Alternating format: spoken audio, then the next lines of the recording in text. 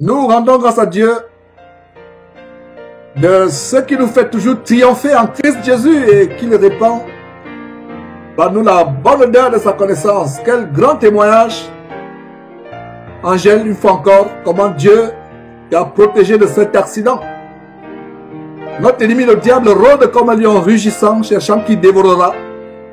Mais nous lui résistons avec une foi ferme.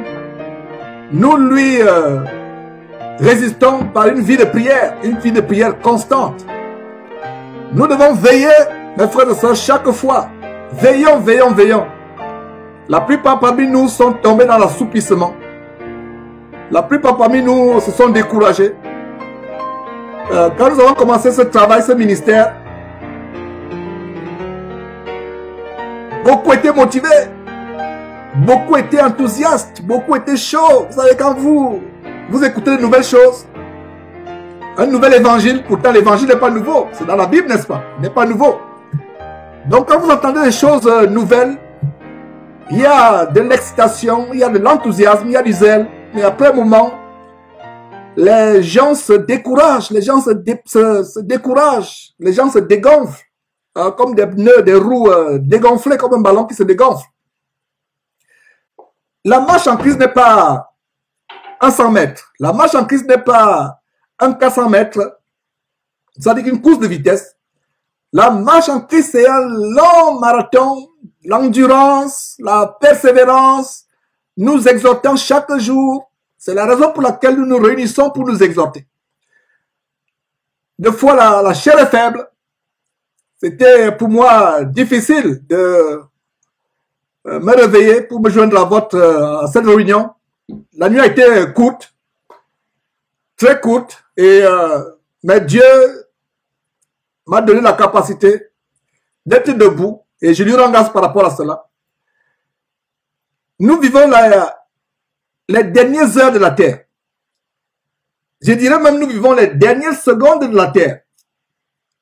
Si je considère les choses du point de vue de Dieu et non du point de vue de l'homme.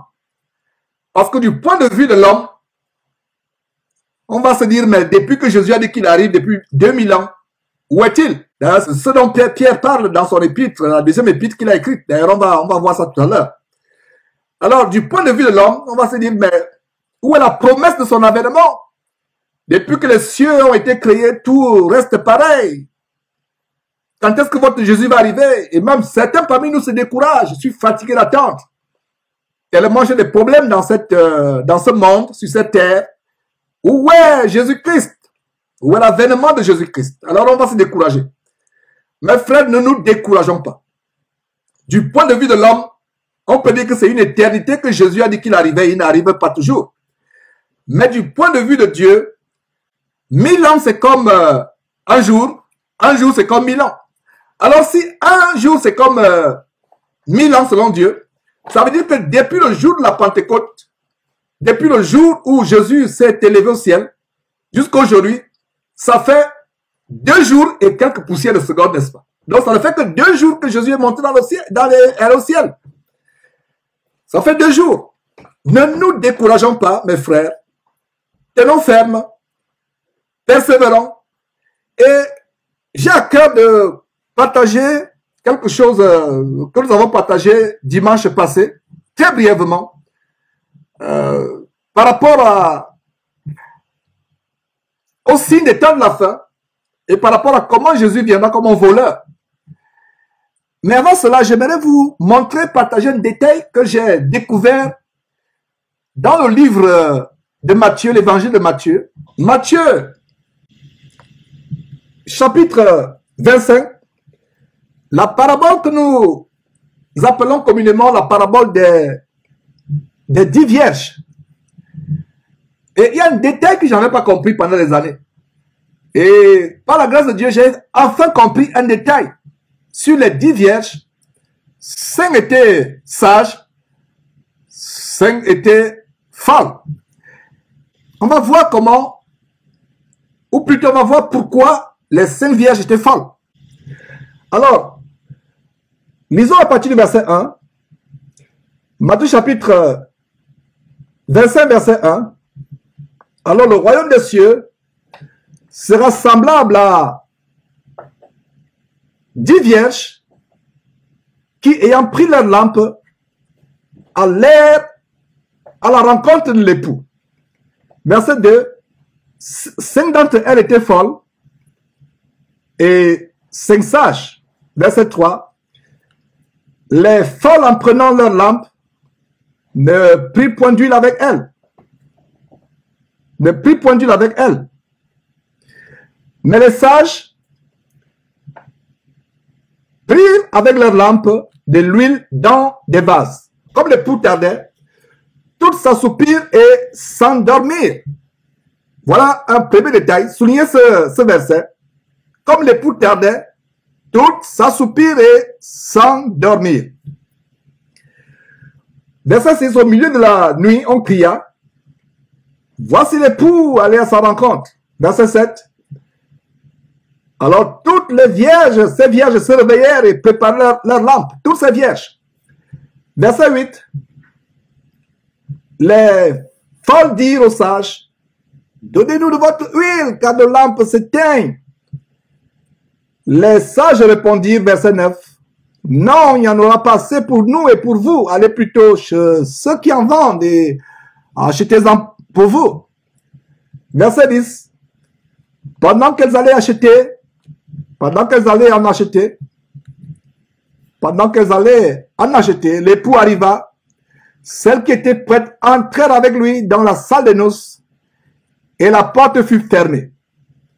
Verset 11. Plus tard, les autres vierges vinrent et dirent, Seigneur, Seigneur, ouvre-nous. Verset 12. Mais il, c'est-à-dire l'époux, répondit, je vous le dis en vérité, je ne vous connais pas. Verset 13. Veillez donc puisque vous ne savez ni le jour, ni l'heure. Verset 14.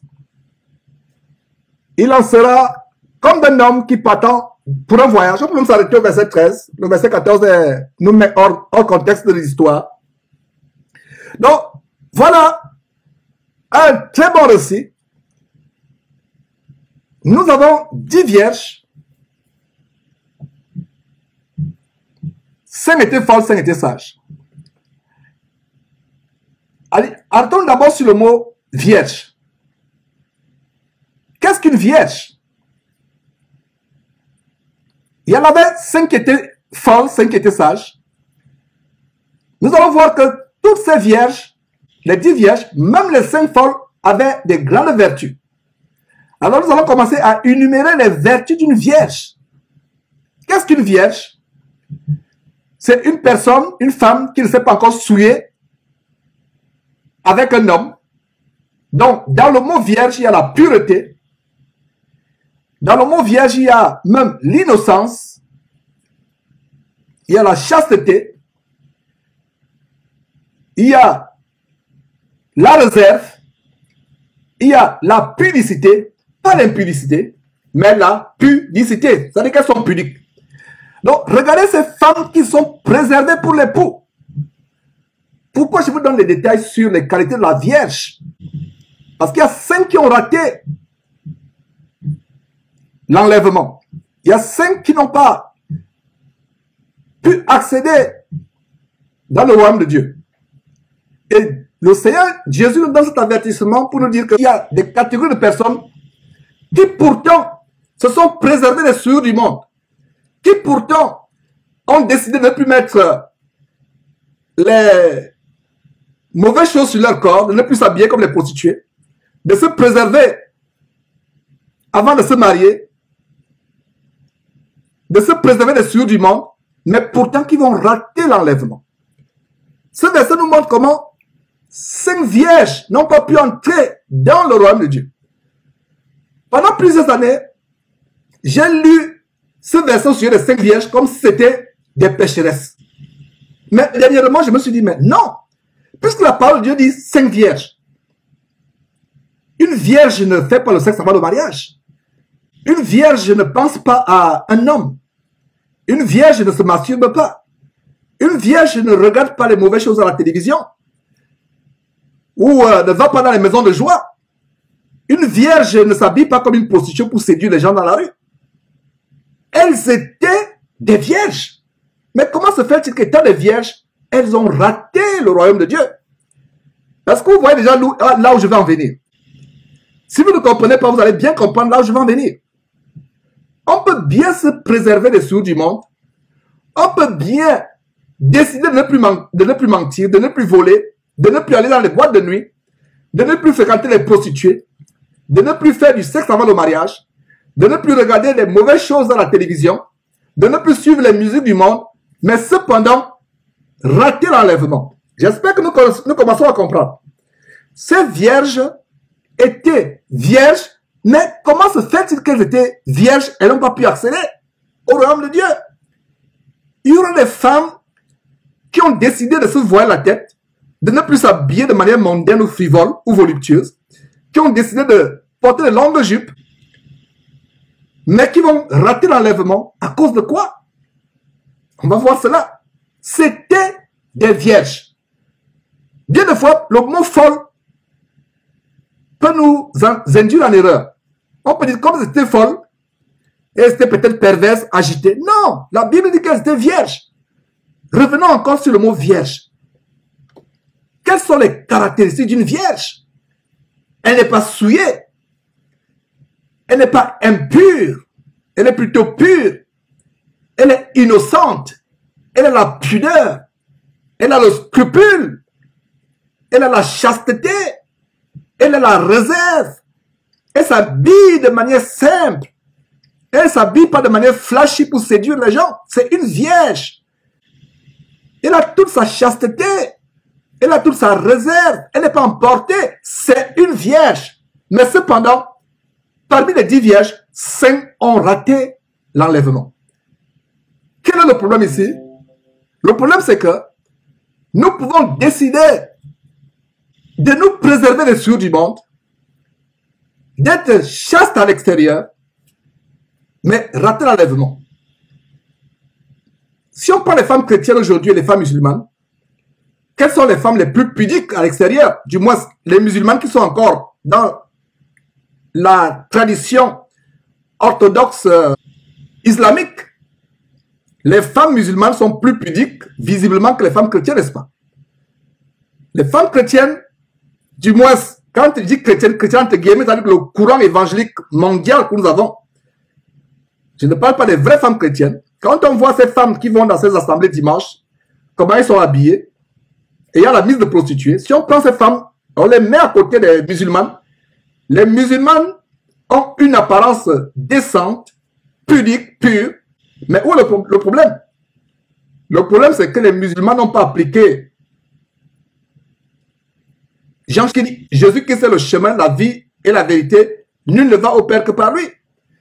Les musulmans n'ont pas appliqué Actes chapitre 4, verset 12, qui dit qu'il n'y a aucun autre nom qui a été donné sous le ciel, parmi lequel nous pouvons être sauvés, si ce n'est que Jésus-Christ. Bouddha ne vous amène pas dans le royaume de Dieu. Mahomet ne vous amène pas dans le royaume de Dieu. Krishna ne vous amène pas dans le royaume de Dieu. Une seule personne vous amène dans le royaume de Dieu. C'est qui? C'est Jésus-Christ. Alors, vous pouvez être apparemment décente comme ces 5 vierges qui pourtant ont raté le royaume de Dieu. J'espère que vous comprenez cette révélation que j'ai compris après plusieurs années. Vous commencez à comprendre. Elles étaient vierges, mais elles ont raté l'enlèvement. Alors, où est le problème ici? Le problème, c'est au verset 5. Notez bien le verset 5. Je vous ai dit qu'on devait y revenir. Comme l'époux tardait, tout s'assoupir et s'endormir. Vous pouvez décider de devenir une vierge. Les caractéristiques d'une vierge, c'est la réserve, la chasteté, la pureté. Mais pourquoi les vierges ont été folles? Le verset 5 nous montre la folie des vierges, de ces 5 vierges. Quelle était leur folie? Comme l'époux tardait, toutes s'assoupir et s'endormir. Beaucoup parmi nous ont commencé à bien marcher avec le Seigneur. Mais comme Jésus tarde à venir, beaucoup parmi nous vont s'assoupir et s'endormir. Voilà la folie. Est-ce que vous comprenez cette révélation? Parce que je me suis posé, mais comment les vierges, quand tu es vierge, Aujourd'hui, c'est difficile de trouver une femme vierge. Si vous avez une fille qui atteint 20 ans qui est vierge, rendez grâce à Dieu. Donc, être vierge, c'est une vertu. Alors, pourquoi on peut dire qu'une vierge est folle? Pendant des années, je ne comprenais pas cela. Mais il y a quelques jours, j'ai compris la folie de cette vierge. Parce que être vierge, c'est une vertu. C'est difficile de trouver les vierges aujourd'hui. Et si une jeune femme n'a pas eu des rapports intimes avant de se marier, les autres vont la trouver permettez-moi l'expression, de cinglé. C'est même une vertu pour une femme aujourd'hui de livrer son intimité avant de se marier. C'est une vertu. C'est même encouragé, même par les écoles. Il y a même des frères en Christ qui vont te dire, mes frères, si je ne goûte pas avant le mariage, comment je vais savoir que c'est une bonne marchandise? Oh, frère insensé. Tu limites ta future femme à une marchandise? La créature de Dieu que Dieu a créée, est-elle une marchandise que tu vas goûter? Est-elle une chaussure que tu vas essayer pour savoir si la chaussure te va? Est-elle un pantalon que tu vas essayer pour savoir si le pantalon est court ou est long? La future femme que Dieu te donne n'est pas une marchandise que tu vas essayer avant de la consommer. C'est un être humain. C'est une fille de Dieu. Donc à partir d'aujourd'hui, cesse de dire que comment tu vas savoir que c'est une bonne marchandise si tu n'essayes pas, si tu ne goûtes pas. Ta femme, future femme, n'est pas une marchandise. De même toi, chère sœur, ne dis pas comment je vais savoir que c'est un bon objet que j'ai acheté si je n'essaye pas avant le mariage. La virginité aujourd'hui est même devenue une honte. Mais pour les vraies sœurs qui m'écoutent, qui sont encore vierges physiquement, je vous encourage à garder cette virginité. Même pour nous qui avons les enfants, surtout les filles ou garçons, et surtout les filles, enseignons à nos filles que la virginité est un très grand prix aux yeux de Dieu. C'est un grand atout. Conservez-la pour votre mari. Conservez-la pour votre futur mari. Enseignons ces choses à nos filles. Nous qui avons connu la parole de Dieu ayant déjà souillé nos vies, si on pouvait revenir en arrière, si nos parents auraient pu nous enseigner ces choses. La plupart parmi nous n'ont pas eu des parents chrétiens pour nous enseigner que la virginité, c'est un grand atout, c'est un grand prix aux yeux de Dieu. Voilà comment l'histoire des 10 vierges étant folles pour nous amener à revoir le standard biblique de comment une femme qui est vierge, qui se préserve, qui ne se souille pas avant le mariage, est d'un grand prix aux yeux de Dieu. Mais pour vous qui, peut-être, ne vous êtes pas préservé pur avant de vous marier, ne vous sentez pas vexé, ne soyez pas triste. La grande consolation, c'est que Dieu a tenu compte des temps de quoi? Des temps d'ignorance. Là où le péché a abondé, la grâce a fait quoi? A surabondé. Donc, détendez-vous, mes sœurs. Et nous devons plutôt, regardant à l'avenir, inculquer la vertu de la pureté à nos enfants. Montrer à nos filles comment la virginité avant le mariage est d'un très grand prix. Enseignons-leur à imiter plutôt des femmes comme la mère de Jésus-Marie, qui étant fiancée à Joseph, ne l'avait pas connu dans le cadre de l'intimité, sexuellement parlant. Inculquons cela à nos filles. Je ferme la parenthèse et je reviens sur notre enseignement. Verset 5, Matthieu chapitre 25. Comme l'époux tardait à venir. Quelle est la folie? La folie, c'est qu'elle s'assoupir et s'endormir. Pourtant, c'était des vierges. Pourtant, elles étaient pures. Elles n'avaient pas de péché sexuel. Elles n'avaient pas souillé leur corps.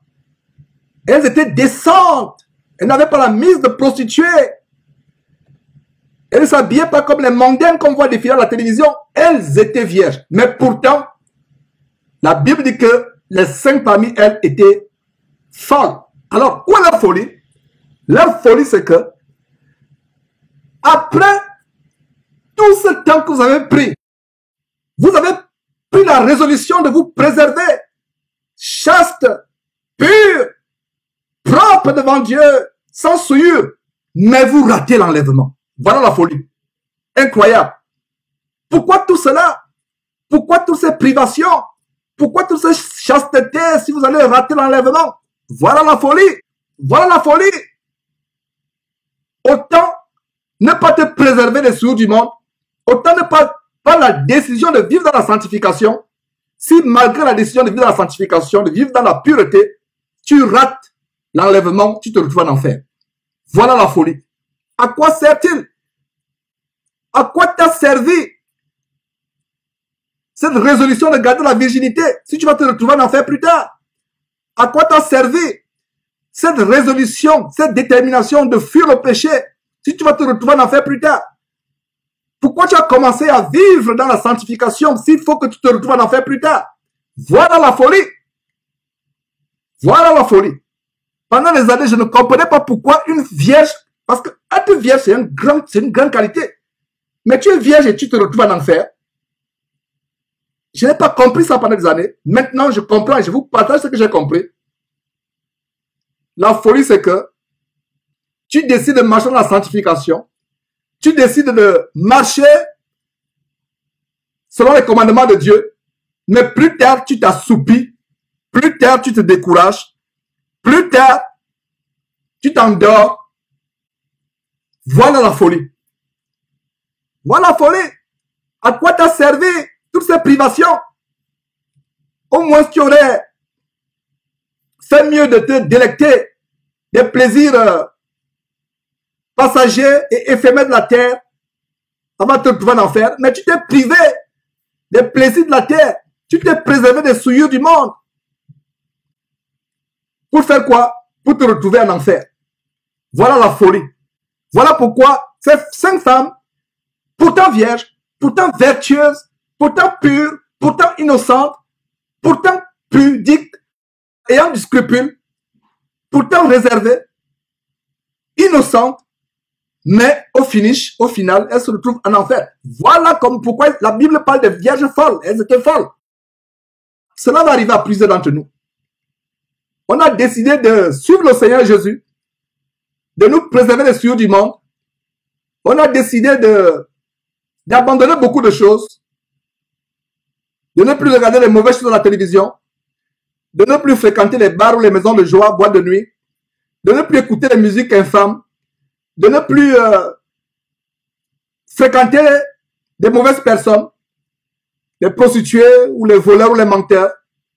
On a décidé de cesser de mentir, de ne plus voler, de ne plus frauder. Malgré cela, on se retrouve en enfer. Voilà la folie. Voilà la folie. Il aurait fallu mieux pour toi, ma soeur, mon frère, de continuer ta vie de péché et de te retrouver en enfer que de prendre la décision de vivre la pureté, la sanctification, la chasteté et de te retrouver malgré cela en enfer. Voilà la folie. Voilà la folie. Mes frères, mes sœurs, le but de cet enseignement, c'est de nous encourager. La marche sera difficile. Il y aura des jours où vous avez envie de ne même plus prier. Il y aura des jours où vous avez envie de tout laisser tomber. Il y aura des jours où vous aurez envie de vous décourager. Mais ne vous découragez pas. La marche vers le royaume de Dieu, c'est un grand marathon. Est-ce qu'il arrivera des moments où vous avez envie de vous décourager? Bien sûr. Est-ce qu'il arrivera des moments où vous avez envie de jeter l'éponge, de laisser tomber, de cesser de courir? Bien sûr. Pour vous qui avez suivi des marathons à la télévision ou physiquement en live, les gens courent 40 km. Il y a certains qui abandonnent. Il y a même certains qu'on vient transporter avec des brancards, avec des civières, on les amène dans les hôpitaux par ambulance. Beaucoup parmi nous vont se décourager, ont même commencé à se décourager. Si toi, ma soeur, qui écoute cet enseignement, toi, mon frère qui écoute cet enseignement, Tu penses que tu es en train de te décourager. Le but de cet enseignement, c'est de te booster, de recharger ta batterie entre guillemets et te dire que ne sois pas comme les 5 vierges folles. Leur folie, c'était parce que malgré la bonne vie qu'elles menaient, elles n'ont pas persévéré jusqu'à la fin. La révélation au verset 5, l'époux tardait. Nous ne savons pas quand est-ce que Jésus va revenir. À un moment, on a l'impression qu'il tarde. Tellement nous avons des souffrances, tellement nous avons des blocages dans la vie. Depuis qu'on a décidé de suivre le Seigneur Jésus-Christ, rien ne marche plus. Il y a beaucoup de frères et sœurs qui veulent le retour de Jésus-Christ pour fuir les souffrances de la terre. Pour fuir les souffrances de la terre. Oh Seigneur, quand est-ce que tu reviens? Nous ne devons pas désirer le retour de Jésus-Christ pour fuir les souffrances de la terre. Mais nous devons désirer ardemment le retour de Jésus-Christ pour être avec Jésus-Christ, pour être avec lui. Pour être avec lui. Donc, beaucoup parmi nous vont se décourager, vont dire, il tarde à venir. Voilà le mot. Comme l'époux tarde à venir. Et l'époux, c'est qui? Notre grand, infiniment, prestigieusement, merveilleusement, infiniment glorifié, magnificent, superment excellent, révérend Jésus-Christ. Voilà notre époux, l'époux de l'église. Il tarde à venir. Ne soyez pas dupés par le fait que le Seigneur Jésus tarde à venir. Ne soyons pas dupés par cela. Que le Seigneur Jésus vienne dans 1000 ans, ce n'est pas notre problème. Vivons chaque jour comme si c'était le jour où Jésus devait venir. Soyons sérieux avec cela. Il y a un temps, quand les frères et moi se séparaient, chacun allait prenait la route de sa chambre pour aller dormir. On se disait, à demain, sauf si Jésus vient entre temps, ou si nous sommes toujours en vie. Et voilà ce qu'on avait l'habitude de faire. On dit, oh frère, à demain, à moins que Jésus ne vienne entre temps. On se dit, on se voit demain matin, à demain, plaise à Dieu, si on est toujours en vie, ou si Jésus ne vient pas. Donc, vivons chaque jour comme si c'était le jour où Jésus devait revenir. Voilà la sagesse. Voilà ce qui fait que les 5 vierges sages étaient sages. Elles attendaient l'époux chaque nuit. Elles veillaient à leur lampe. Veillons à notre lampe. Faisons comme les 5 sages. Les 5 sages veillaient chaque jour. Elles vivaient chaque jour comme si c'est ce jour-là que le Seigneur Jésus devait venir. Alors, la folie des vierges folles, pourtant les vierges, mais la Bible dit qu'elles étaient folles. Quelle est leur folie? Leur folie, c'est que elles se disaient, ah, comme il est parti pour un voyage lointain, bon, on n'est pas sûr quand est-ce qu'il va venir. Il peut venir dans 10 ans, dans 5 ans, dans 5 mois, peu importe. Voilà la folie. N'imitons pas la folie des 5 vierges folles. N'imitons pas leur folie. L'époux tarde à venir, ce n'est pas notre problème. Même l'époux lui-même ne sait pas quand est-ce qu'il va revenir. Alors, si l'époux lui-même, Jésus-Christ, le Fils de Dieu, ne sait pas quand est-ce qu'il va revenir, est-ce toi, ma soeur, toi, mon frère, qui doit te préoccuper par rapport à quand est-ce qu'il va revenir? Non, ce n'est pas ton problème. Ton problème, continue à vivre ta virginité. Virginité ici étant le symbole de la pureté, de la propreté, de la sanctification. Une vie loin des souillures, loin de la saleté, spirituelle ou physique ou morale. Voilà la virginité du chrétien. Soyons vierges, mais en même temps que nous sommes vierges, soyons des vierges sages. C'est des vierges qui attendent Jésus-Christ chaque seconde. Mon frère, ma soeur, es-tu arrivé au point où tu attends Jésus à chaque seconde de ta vie, tu l'attends? Même moi qui vous parle, j'aimerais arriver au point où chaque seconde de ma vie est une seconde potentielle où Jésus peut revenir. Là, ça va nous aider à être véritablement prêts pour le Seigneur Jésus-Christ. Chaque seconde. Alors, je vais terminer cet enseignement en vous montrant quelque chose d'autre. Le Seigneur Jésus nous montre comment il va venir comme un voleur. D'ailleurs, dans ce récit de Matthieu chapitre 25, Nous voyons comment Jésus vient comme un voleur. Il vient brusquement. Et les vierges qui sont assoupées, qui sont endormies. Quelle folie! Tu t'es préservé toute ta vie. Imaginez-vous quelqu'un qui a préparé un examen. Vous avez un enfant qui fait le bac C ou le bac F, les bacs techniques, les bacs où il y a intensivement les mathématiques, il y a intensivement la physique ou la chimie. Vous avez un enfant qui, vous l'avez vu, il a préparé le bac intensivement, le baccalauréat. C'est un enfant calme. Vous avez un merveilleux garçon, gentil. Il ne vous fait pas de problème. Très serviable. Vous pouvez le réveiller à 4 heures du matin pour l'envoyer, vous faire une course. Il va se lever sans regimber. Un enfant tellement serviable, un enfant bossant à l'école. Premier trimestre, il est premier. Deuxième trimestre, il est premier de la classe. Troisième trimestre, il est premier de la classe. Donc, tous les trimestres, il est premier de la classe. Il a toujours eu 20 sur 20 en mathématiques, 20 sur 20 en chimie, 20 sur 20 en sciences naturelles, 20 sur 20 en biologie, 20 sur 20 en physique. Un super enfant. Il n'a jamais joué les jeux vidéo. Mais c'est la veille du bac qu'il dit, bon, je vais un peu me détendre. Pour la première fois, je vais voir un peu si les jeux vidéo sont intéressants. J'ai toujours vu mes camarades jouer aux jeux vidéo. Mes parents m'ont toujours dit de ne pas jouer aux jeux vidéo. Bon, je vais un peu me détendre. J'ai eu une merveilleuse année. J'ai travaillé, mais je vais un peu me détendre la veille. Me préparer pour l'examen. Le voilà, il joue aux jeux vidéo pour la première fois. De 20h jusqu'à 5h du matin. Le voilà, 5h du matin. Il s'endort. Il met le réveil, le réveil pas. Et le voilà, il se réveille à 10h. Or, l'examen a commencé à 8h. Voilà, ce merveilleux garçon. Premier de la classe, premier trimestre. Premier de la classe, deuxième trimestre. Premier de la classe, troisième trimestre. N'allez-vous pas dire que cet enfant est fou? Est-ce que vous comprenez pourquoi la Bible parle de 5 vierges folles?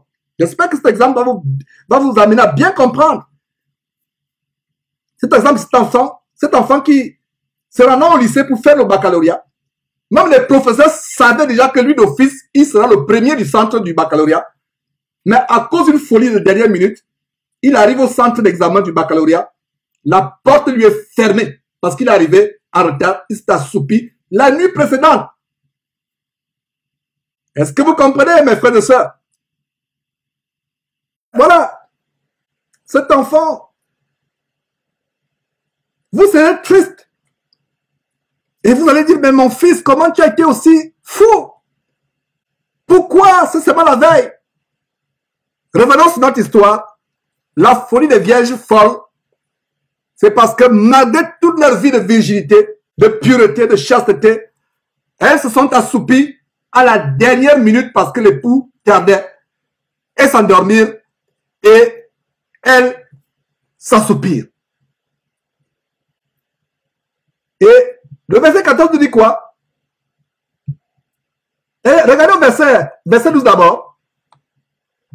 Mais l'époux, quand l'époux arrive, parce que la porte est fermée, et les vierges lui disent, Seigneur, Seigneur, ouvre-nous. Au verset 11, le verset 12 dit, mais l'époux répondit, je vous le dis en vérité, je ne vous connais pas. Incroyable. Même en lisant ce verset, j'ai mal au cœur. Toute ta vie, tu t'es préservé. Tu as été vierge, tu as été pur devant Dieu, tu t'es absolument destruit du monde, c'est à la dernière minute. Et l'époux te dit, Jésus te dit, je ne te connais pas. Le verset 13 dit, veillez donc. Veillez donc. Puisque vous ne savez ni le jour, ni l'heure. Veillez donc. Veillez.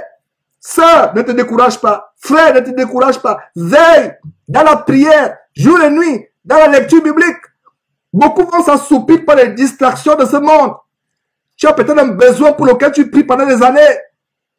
Le besoin n'est pas accompli, tu te décourages, tu t'assoupis, tu ne pries même plus, tu ne loues plus Dieu, tu ne lis plus ta Bible, tu ne communiques plus avec les frères, tu t'assoupis et brusquement, la trompette sonne, l'époux arrive, la porte est fermée, tu vois les autres qui sont en train de s'élever au ciel, tu regardes comme ça, toi-même tu vas sauter pour aller au ciel, tu sens que tu peux pas sauter, tu sautes comme ça pour aller au ciel, tu ne peux pas aller au ciel par tes propres moyens. L'enlèvement, c'est Dieu qui va prendre les gens. Il va envoyer les anges pour rassembler les élus des quatre coins de la terre. Tu ne pourras pas t'envoler. Même si tu prends un drone, ton drone ne va pas t'amener au ciel.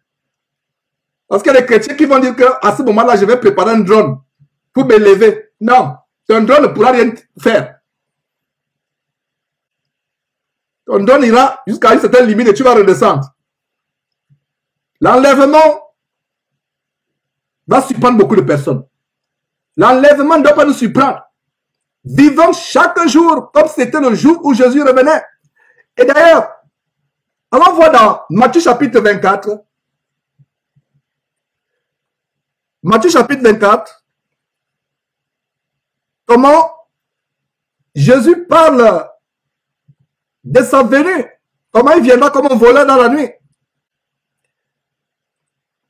Alors, versets 43 et 44. Verset 43. C'est la même chose que Jésus dit. Lisons à partir du verset 36. Comment Jésus dit que pour ce qui est de l'heure, du jour et de l'heure, parce qu'on lui a posé la question, quand est-ce que tu vas revenir, quand est-ce que ces choses vont se passer? Pour ce qui est du jour et de l'heure, personne ne le sait, ni les anges des cieux, ni le Fils, c'est-à-dire Jésus-Christ, mais le Père seul. Mais seul le Père sait quand est-ce que la fin du monde va arriver, quand est-ce que Jésus va revenir chercher son église. Alors, qu'est-ce que Jésus dit au verset 37? Ce qui arriva du temps de Noé arrivera de même à l'avènement du Fils de l'homme, c'est-à-dire de Jésus-Christ. Verset 38. Car dans les jours qui précédèrent le déluge, les hommes mangeaient et buvaient, se mariaient et mariaient leurs enfants, jusqu'au jour où Noé entra dans l'arche. Verset 39. Et il ne se doutait de rien, jusqu'à ce que le déluge vint et les emporta tous. Il en sera de même à l'avènement du Fils de l'homme. Cette histoire, étrangement, nous rappelle quoi? Nous rappelle l'histoire des 5 vierges folles de Matthieu chapitre 25, comme vient de lire, n'est-ce pas? Voilà. Il ne s'en doutait de rien jusqu'à ce que le déluge vint et les emporta tous. Or, Noé et sa famille, les 8 hommes qui avaient été sauvés des eaux, sont entrés dans l'arche et attendaient jour après jour le déluge. Verset 40. Alors, de 2 hommes qui seront dans un champ, l'un sera pris et l'autre laissé. De 2 femmes qui moudront à la meule, l'une sera prise et l'autre sera laissée. Même avec votre mari, vous avez une femme qui ne croit pas en Dieu, qui ne croit pas en Jésus-Christ. La Bible dit que de votre vivant, cette femme est sanctifiée par toi, chrétien. Mais le jour de l'enlèvement, vous êtes sur le même lit. Toi, chrétien, mari, tu pars, la femme reste. 2 frères, un qui s'amusait avec sa foi et l'autre qui était vraiment intègre dans sa foi, sera enlevé, le frère va rester. Ouais, 2 femmes qui sont en train de travailler dans un atelier d'entreprise, la chrétienne part, l'incroyante reste. Voilà comment ça va se passer. Ce sera terrible ce jour. Verset 42. Veillez donc, puisque vous ne savez pas quel jour votre Seigneur viendra. Veillez. Ça vous rappelle quoi? Ça vous rappelle Matthieu chapitre 25 qu'on vient de lire, au verset 5, à savoir, comme l'époux tardait, les 5 vierges folles s'assoupirent et s'endormirent. Elles n'ont pas veillé. Or, Jésus nous dit quoi? Matthieu chapitre 24, verset 42. Veillez donc, puisque vous ne savez pas quel jour votre Seigneur viendra. Vous ne savez pas. Verset 43. Sachez-le bien, si le maître de la maison savait à quelle veille de la nuit le voleur doit venir, il veillerait et ne laisserait pas percer sa maison. Voilà, pour la première fois dans la Bible, le voleur est utilisé dans un sens positif. Le voleur dans la Bible, dans toute la Bible, le voleur, c'est quelqu'un qui est infâme aux yeux de Dieu. Les voleurs n'hériteront pas le royaume de Dieu. Mais pour la première fois, le Seigneur Jésus prend le mot voleur pour quelque chose de positif. Pour illustrer un grand enseignement. Comment nous devons être prêts. Un voleur ne s'annonce pas. C'est au Gabon à l'époque qu'il y avait une nouvelle catégorie de voleurs que même la Bible ne décrit pas. Ils vous donnent même un ultimatum. Ils disent que dans tel jour, nous viendrons braquer votre maison. Donc préparez-vous déjà, préparez tout, on viendra. Ils vous laissent une note. Ça peut vous faire sourire, mais c'est la réalité. D'autres venaient même, ils cognaient à la porte. Ils cognaient, ils disent, ouvrez, c'est le braquage. Ouvrez, sinon nous on va casser. Ouvrez tranquillement, sinon on va casser. Ça, c'est une nouvelle catégorie de voleurs téméraires, plus courageux, qui ont même dépassé les voleurs de la Bible. Parce que le voleur dont parle la Bible venait à l'improviste, de manière impromptue, de manière inopinée. Et tout vrai voleur va venir de manière inopinée. Donc, voilà comment le voleur vient quand vous ne vous attendez pas. Il vous surprend. C'est comme ça que le Seigneur Jésus va venir. Et il y a 5 versets dans la Bible qui nous montrent comment Jésus viendra comme un voleur. 5 versets. Jésus, lui-même, dans 2 versets, dans les évangiles, notez ces versets. On va les voir pour montrer à quel point cet avertissement est tellement important.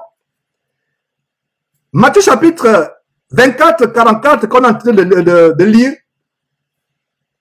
43 à 44, dans le verset 44 dit, c'est pourquoi vous aussi, tenez-vous prêts, car le Fils de l'homme viendra à l'heure où vous n'y penserez pas.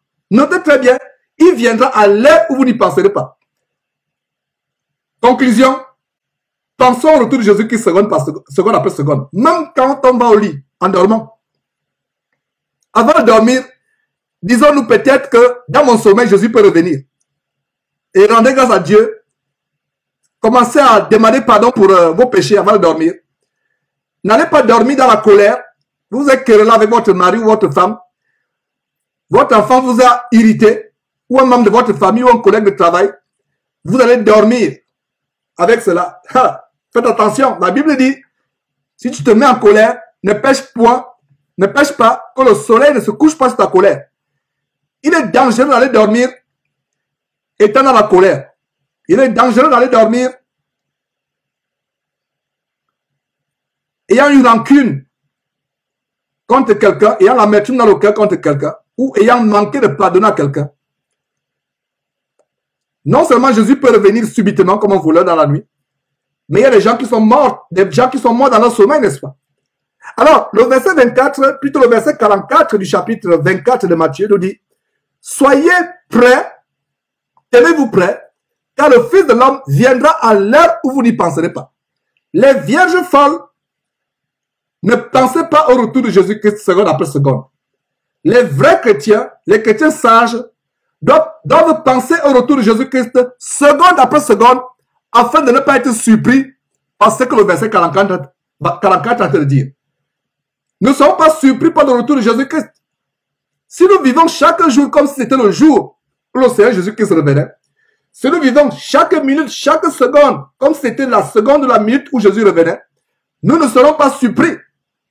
Ceux qui seront surpris, c'est les chrétiens qui pourtant ont décidé de vivre dans la sanctification, qui pourtant ont décidé de vivre dans la propreté spirituelle, la pureté spirituelle, mais parce qu'ils sont distraits, parce qu'ils sont assoupis dans leur marche chrétienne, parce qu'ils sont découragés, vont rater l'enlèvement. Donc, Jésus, à 4 reprises, mentionne qu'il va venir comme un voleur dans la nuit. À 4 reprises, Jésus. Matthieu chapitre, notez s'il vous plaît, les 4 fois où Jésus lui-même mentionne, 2 fois étant sur terre et 2 fois depuis le ciel. Ça vous montre que c'est tellement important. 2 fois étant sur terre, Matthieu chapitre 24, verset 43 qu'on vient de lire, Luc chapitre 12, verset 39, Jésus mentionne encore qui viendra comme un voleur dans la nuit. Ça, c'est les deux fois au moins où Jésus mentionne cela sur terre. Et même étant au ciel, il parle à Jean. En Apocalypse chapitre 3, verset 3, il dit qu'il viendra comme un voleur. Apocalypse chapitre 16, verset 15, il dit qu'il viendra comme un voleur. Et deux grands apôtres de Jésus-Christ, l'apôtre Pierre et l'apôtre Paul, eux-mêmes rappellent ce que Jésus a dit. 1 Thessaloniciens chapitre 5, verset 2, 2 Pierre chapitre 3, verset 10, mentionne. Donc nous avons 5 versets où Jésus dit qu'il viendra comme un voleur. Vous pensez que c'est par hasard? 5 fois dans la Bible. 5 fois dans la Bible. Jésus lui-même mentionne ça 2 fois pendant qu'il est sur terre. Il va au ciel, il mentionne encore ça 2 fois depuis le ciel en parlant à Jean. 4 fois lui-même. Et ses disciples mentionnent ça 2 fois. Mes frères, c'est important. 6 fois au total, pas 5 fois. 6 fois au total. Lui-même, il mentionne 2 fois sur terre. 2 fois quand il est au ciel. 4 fois. 2 grands disciples du Seigneur Jésus-Christ, l'apôtre Pierre, l'apôtre Paul, mentionnent chacun une fois. C'est pas là on va terminer. Voyons comment Jésus dit encore cela à Luc. Luc chapitre 12, verset 39. Luc chapitre 12, verset 39. Et Jésus prend la parabole. Plutôt, il enseigne comment. Heureux sont les serviteurs que le maître à son arrivée trouvera veillant. Toujours veiller. Voilà ce que les chrétiens dans cette fin de temps doivent faire. Veiller. Ne soyons pas distraits par les choses du monde. Ne soyons pas distraits par les projets d'avenir. C'est pas mauvais d'avoir un projet d'avenir qui peut vous permettre d'avoir des revenus additionnels. Peut-être vous avez du mal à joindre les deux bouts. C'est pas mauvais. C'est pas mauvais de faire des études. C'est pas mauvais de penser à se marier. Mais, malgré tout cela, soyons debout, veillons. Soyons de garde. Soyons de garde. Luc chapitre 12, verset 37. Heureux ce serviteur que le maître à son arrivée trouvera veillant. Je vous le dis en vérité, il se scindra, les mettra à table et s'approchera pour les servir. Approchera pour le servir. D'ailleurs, le verset 36 est important, le verset qui est juste au-dessus, le verset 36. Et vous, soyez semblables à des hommes qui attendent que leur maître revienne de noces. En Matthieu chapitre 25, il s'agissait des vierges qui attendaient que leur époux, leur fiancé revienne de noces. Ici, il s'agit des hommes qui attendent que leur maître revienne de noces afin de lui ouvrir dès qu'il arrivera et frappera. Malheur à celui qui sera endormi ou assoupi spirituellement quand le maître reviendra. Voyez, verset 37, heureux ce serviteur, heureux, il n'est pas dit malheureux, mais heureux ce serviteur que le maître à son arrivée trouvera veillant. Je vous le dis en vérité, le maître se scindra, les fera mettre à table et s'approchera pour les servir. Mes frères et sœurs que j'aime bien dans le Seigneur, quel bonheur de savoir qu'un jour, nous pourrons être au ciel, à table avec Jésus-Christ, en train d'être servis par le Seigneur Jésus-Christ, aux noces de l'agneau, dont le livre d'Apocalypse parle si brillamment. Verset 38, qu'il arrive à la deuxième heure, qu'il arrive à la deuxième ou à la troisième veille, heureux ses serviteurs s'ils les trouvent veillants. Ça veut dire que peu importe l'heure, que ce soit la deuxième veille, que ce soit la troisième veille, que ce soit la quatrième heure, que ce soit la cinquième heure, il doit nous trouver veillants. Veillants. Verset 39, qui nous montre la deuxième mention de comment Jésus viendra comme un voleur. C'est lui-même qui parle de Jésus. Sachez-le bien, si le maître de la maison savait à quelle heure le voleur doit venir, il veillerait et ne laisserait pas percer sa maison. Deuxième fois, mes frères et sœurs, si vous lisez quelque chose 2 fois dans la Bible, c'est tellement important aux yeux de Dieu. C'est pour ça que quand Jésus disait en vérité, il prononçait en vérité 2 fois. C'est que ne vous amusez pas avec cela. Quand Jésus dit qu'il reviendra comme un voleur 2 fois, ne nous amusons pas avec cela. Matthieu chapitre 24, verset 36, plutôt verset 43, il dit qu'il viendra comme un voleur. Luc chapitre 12, verset 39, il dit qu'il viendra comme un voleur 2 fois. Ne nous amusons pas avec cet avertissement, cette mise en garde. Et là, Jésus parlait étant sur terre, même étant au ciel, depuis le ciel, il parle toujours, Apocalypse chapitre 3, verset 3. Lisons à partir du verset 2 d'ailleurs. Qu'est-ce que le Seigneur Jésus dit à Jean pour écrire dans l'église? Vous et moi, nous sommes l'église aujourd'hui. Qu'est-ce que Jésus dit à Jean d'écrire dans l'église?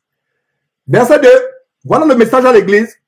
Sois vigilant et affermis le reste qui est près de mourir.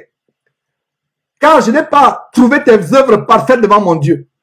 Affermis, voilà le travail que nous faisons derrière Jésus-Christ TV. Affermis le peuple qui est près de mourir. Mourir ici, c'est l'assoupissement, l'endormissement dont parle l'histoire des vierges folles dans Matthieu chapitre 25, verset 5. L'endormissement. Sois vigilant. Toi-même, sois vigilant. Même Georges, moi qui vous parle, moi-même, je dois être vigilant. En même temps que je suis vigilant, je dois affermir. La Bible dit, sois vigilant et affermir le reste qui est près de mourir. Donc, je suis pur du sang de quiconque écoute cet enseignement. Nous vous affermissons, nous vous secouons, nous vous encourageons, nous vous motivons. Si tu es près de mourir, mourir ici, c'est que tu es au bord de l'assoupissement, tu es au bord de l'endormissement spirituel.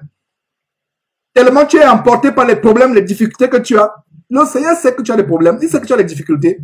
Continue à lui mettre, continue à lui faire confiance, continue à mettre ta confiance en lui. Continue à croire en lui. Affermis le reste qui est près de mourir, car je n'ai pas trouvé tes œuvres parfaites devant mon Dieu. Verset 3. Rappelle-toi donc comment tu as reçu et entendu, et garde et repens-toi. Le verset 3 continue en disant, si tu ne veilles pas, je viendrai comme un voleur, et tu ne sauras pas à quelle heure je viendrai sur toi. Voilà. Veille, veille, veille, veille. Ma soeur veille, mon frère veille, veille, veille, veille. Toujours veiller. Je viendrai comme un voleur, même depuis le ciel. Est-ce que vous imaginez à quel point c'est important comment le Seigneur Jésus viendra comme un voleur? 2 fois sur terre au moins. Selon les récits que nous avons. Matthieu chapitre 24, Luc chapitre 12. 2 fois Jésus avertit qu'il reviendra comme un voleur. Même depuis le ciel, il dit encore, verset 3, Apocalypse chapitre 3. Si tu ne veilles pas, je viendrai comme un voleur. Et tu ne sauras pas à quelle heure je viendrai sur toi. Apocalypse chapitre 16, verset 15. Le Seigneur Jésus revient encore. Verset 15. Voici, je viens comme un voleur. Heureux celui qui veille et qui garde ses vêtements, afin qu'il ne marche pas nu et qu'on ne voit pas sa honte. Voici, je viens comme un voleur. Ah! 4e fois, je viens comme un voleur. Heureux celui qui fait quoi? Qui dort? C'est ce que vous lisez. Si tu as cette Bible, déchire-la immédiatement pendant que tu as que de suivre cet enseignement et rapproche de ton voisin pour lire sa Bible. Si tu as une Bible qui dit heureux celui qui dort ou qui s'assoupit. Non. Celui qui s'assoupit est malheureux. Parce que c'est la folie. Tu t'assoupis alors que c'est au moment où tu décourages. Tu as vécu 5 ans de pureté, de chasteté, de sanctification, 10 ans. Et c'est un jour après que tu décourages. Et c'est le jour là où Jésus revient. Est-ce que vous comprenez ce que je viens de dire? Pendant 10 ans, 20 ans, tu vis dans la sanctification, la chasteté. Après 20 ans, tu décourages. Et c'est le jour suivant que la trompette sonne. Et c'est le jour où tu t'es assoupi, tu t'es découragé que Jésus vient et tu rates malgré les 20 ans. Voilà ce qu'est la folie des 5 vierges folles. Et cette folie va arriver à beaucoup d'entre nous. Même vous qui suivez cet enseignement. Ma prière, c'est que toi qui suis cet enseignement, tu sois réveillé et tu prends la décision d'attendre le Seigneur Jésus seconde après seconde en veillant. Ne te décourage pas, sœur, ne te décourage pas, frère. Donc, heureux celui qui veille et qui garde ses vêtements afin qu'il ne marche pas nu et qu'on ne voit pas sa honte. Voilà. 4 fois, Matthieu chapitre 24, verset 43 à 44, Luc chapitre 12, verset 39, Apocalypse chapitre 3, verset 3, Apocalypse chapitre 16, verset 15. 4 fois, Jésus parle comment il viendra comme un voleur. C'est important. Et même après lui, les apôtres en ont parlé. Allons voir l'apôtre Paul, 1 Thessaloniciens chapitre 5, verset 2. L'apôtre Paul reprend exactement ce que le Seigneur Jésus disait. C'est pour cela que nous avons engagé cette merveilleuse série. Tout ce que le Seigneur Jésus a enseigné, nous sommes à la partie 12 de cette série. Nous comptons aller sur 100 parties. Nous sommes à la partie 12. Plaise à Dieu, on va poursuivre avec la partie 13. Paul et Pierre enseignent exactement ce que Jésus a enseigné. On vient de voir comment, à 4 reprises, Jésus avertit qu'il viendra comme un voleur. Dans 1 Thessaloniciens chapitre 5, verset 2, Paul reprend exactement les paroles du Seigneur Jésus-Christ. Un vrai prédicateur, véritable ministre du Seigneur Jésus-Christ, n'enseigne pas autre chose que ce que Jésus a enseigné. Il enseigne exactement ce que Jésus a enseigné. D'où cette série que nous avons engagée, tout ce que Jésus a enseigné. Ni plus ni moins, exactement ce qu'il a enseigné. L'apôtre Paul dit, car vous savez vous-même, vous savez bien vous-même que le jour du Seigneur viendra comme un voleur dans la nuit. Il y a un détail ici. Pourquoi l'apôtre Paul dit, car vous savez bien vous-même? Pourquoi il le dit? Pourquoi il commence à dire, car vous savez bien vous-même? Je viens de vous montrer comment le Seigneur Jésus lui-même l'a dit. Donc l'apôtre Paul leur dit, vous savez vous-même comment le Seigneur Jésus vous a dit qu'il reviendra comme un voleur. Je vous le rappelle. Et c'est ce que moi, votre frère Georges, je vous rappelle encore aujourd'hui. Non seulement à vous-même, à moi-même. Nous nous rappelons cela. Car vous savez bien vous-même. Ce serait malheureux d'avoir su comme un voleur, mais de ne t'être pas préparé.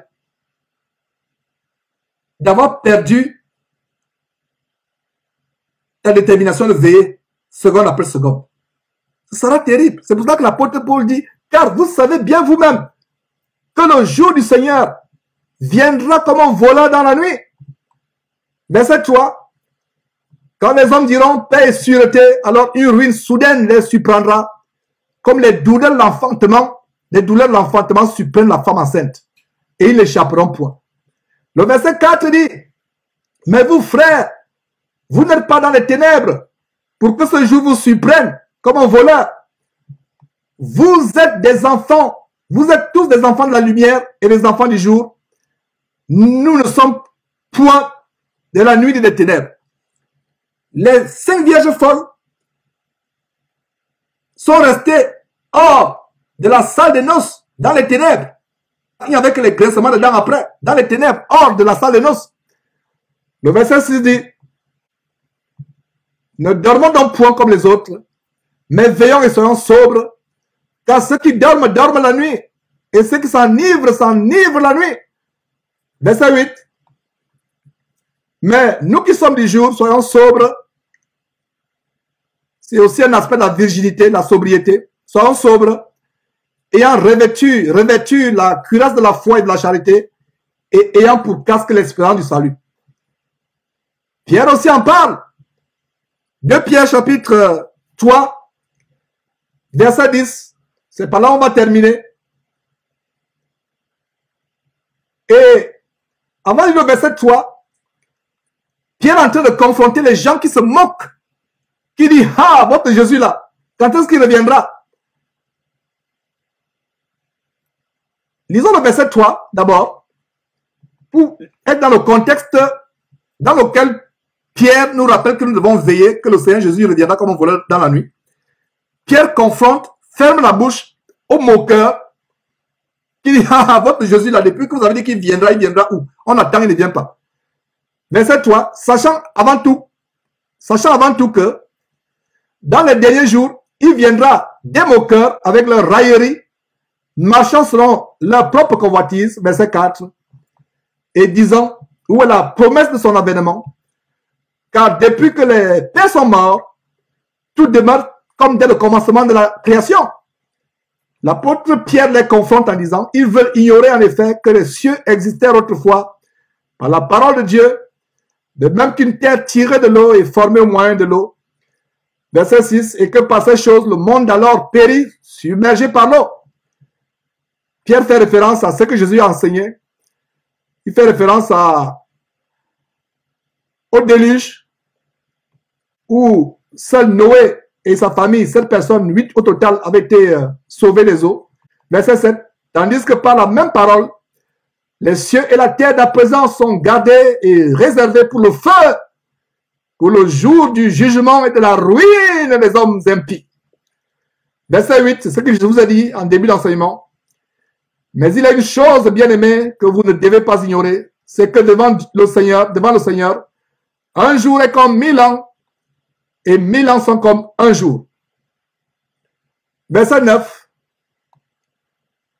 Le Seigneur ne tarde pas dans l'accomplissement de la promesse, comme quelques-uns le croient, mais ils usent de patience envers tous, ne voulant qu'aucun périsse, mais voulant que tous arrivent à la repentance. Voilà la raison pour laquelle, si le Seigneur Jésus n'est pas arrivé aujourd'hui, c'est à cause de la patience.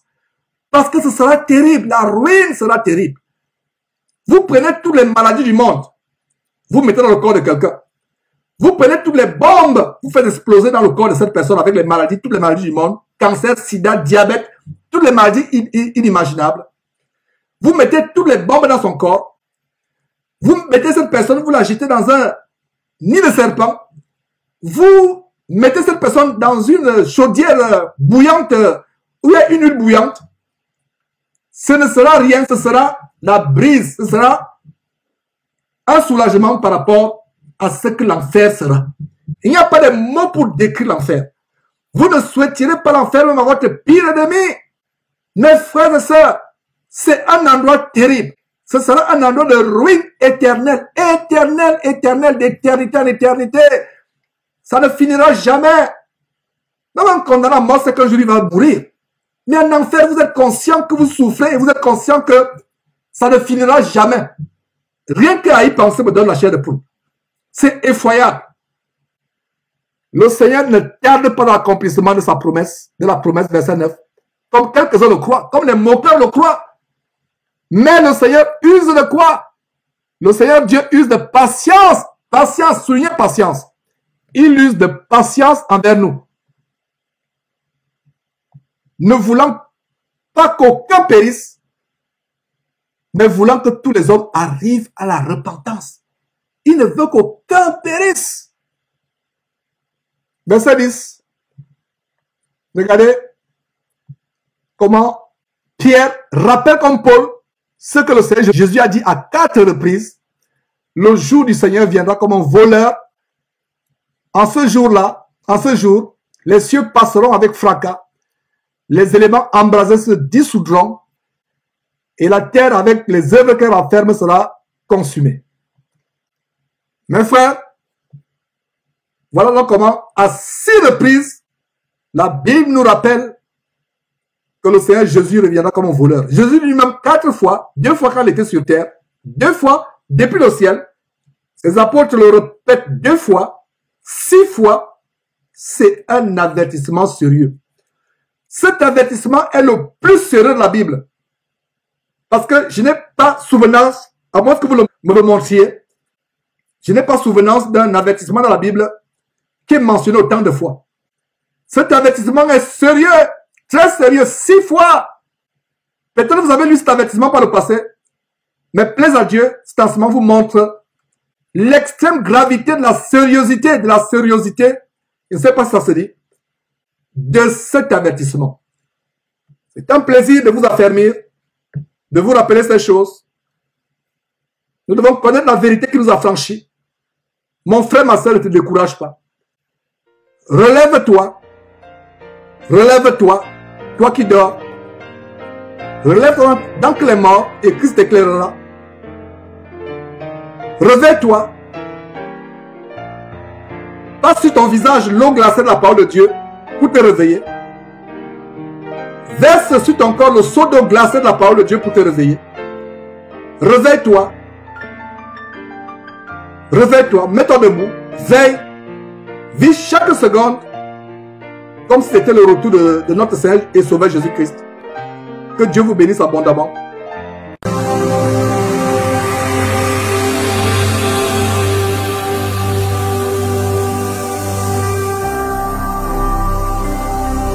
Jésus-Christ TV, vous connaîtrez la vérité et la vérité vous affranchira.